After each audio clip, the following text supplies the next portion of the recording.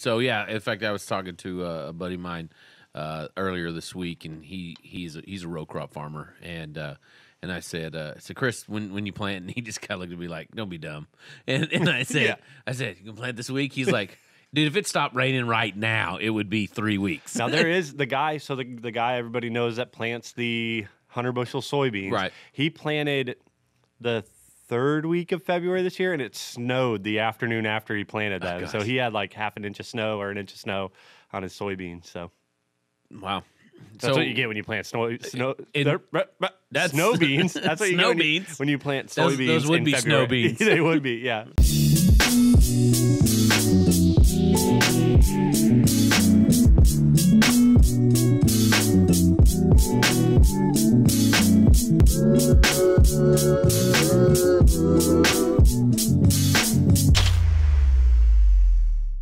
One of the things that I wanted to touch base on today was maybe somebody out there who's listening is like, man, I'm usually planting the middle of April or the 1st of April or and they can't get in. There were guys down in Tennessee 2 weeks ago.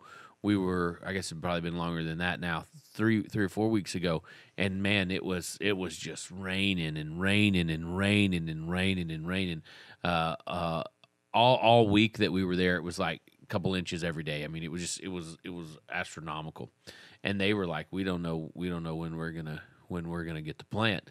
But so for guys who may be in that position where they are delayed, how much at what point do guys want to start looking at maybe backing down the day length of their corn? Yeah.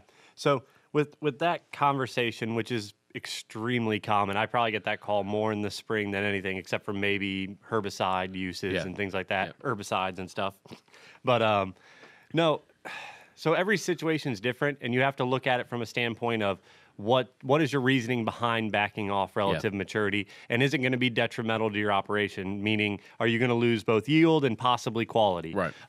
So for guys who are planting, late March, most of the time it's first week of April, second week of April. Yeah. So I know there's a couple anomalies of that. Like I know like Georgia, some guys in Georgia are planting in February, and parts of Florida, obviously.